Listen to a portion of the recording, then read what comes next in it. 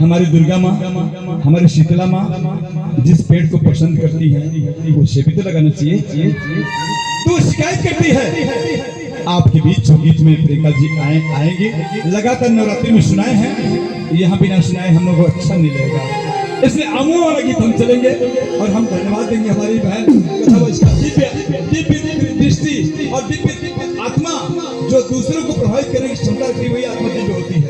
मैं भी टीचर हूँ, गवर्नमेंट का टीचर हूँ, मुझे पता है कि दूसरे को डेडिकेशन कैसे किया जाता है। मैं 1 मिनट बाद से करता हूँ क्या होता है। और आज लगभग जितने IAS IPS सिंगरौली के आए हैं, समस्त जितने कलेक्टर, जितने SPs हैं, मुख्यमंत्री महोदय आते हैं तो 4 घंटे मुझे स्टेज मिलता है, तब उतरते हैं। ये आप सब लोगों का रहमो करम है। एक बार ताली बजाइए जोरदार। मुझे माता ने बहुत कुछ दिया है, तेरा शुक्रिया है, तेरा शुक्रिया है। शुक्रिया करने में कोताही भी नहीं होना चाहिए। रेडी? हेलो,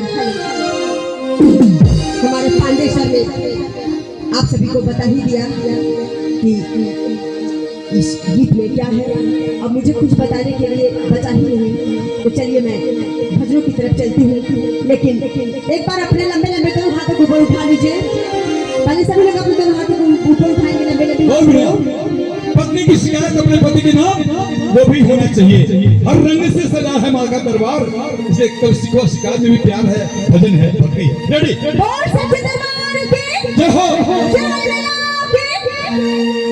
मस्ती से झूम के आनंद से छक के ऐसे कि माथे में आनंद। जयकारे लगाने में भी इतनी कंजूसी क्यों?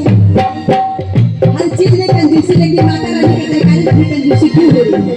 चलिए एक बार जोरदार जयकारा लगाइए माता रानी के दरबार में। बोल सच्चे दरबार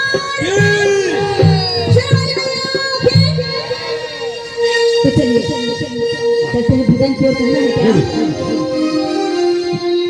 अरे आमा वाला गवाला पिया हो,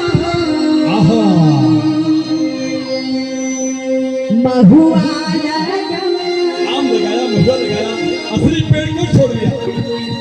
आमा वाला गवाला पिया हो, महुआ लगाया, कि काहे ना लगावला पिया हो, कि काहे ना लगावला पिया हो। हेलो मिमिया के कचिया काहे ना लगावला पिया हो, मिमिया के सना काहे ना लगावला पिया हो, अमोहा लगावला पिया हो,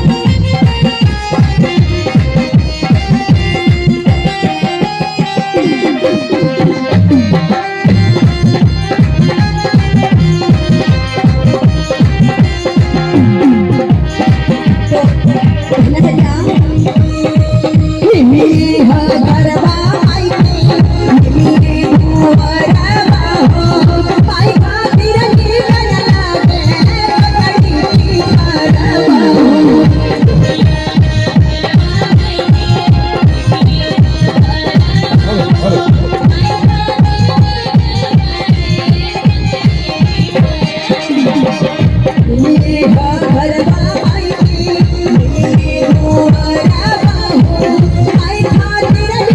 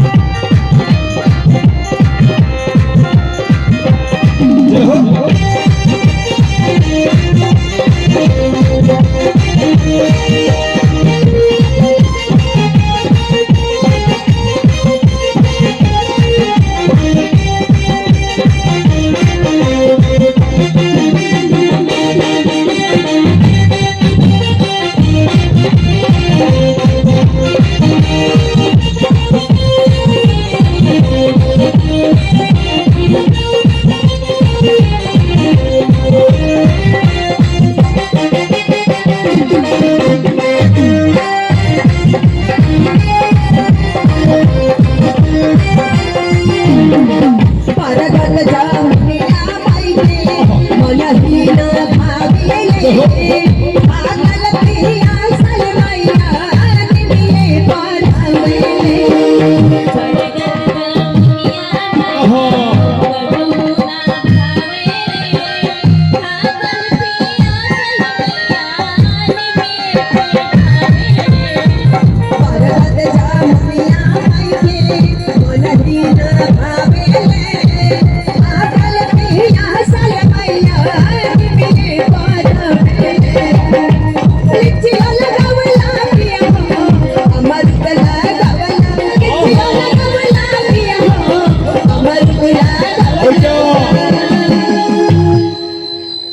तो कहना है क्या कि कैसे कहता हूँ कि मेरी माँ की दुआ बेअसर हो गई, कैसे कहता हूँ कि मेरी माँ की दुआ बेअसर हो गई। मैं जब जब भी रोई मेरी माँ को खबर हो गई, मैं जब जब भी रोई मेरी माँ को खबर हो गई। सच्चे दरबार की जय वाली मैया की जय।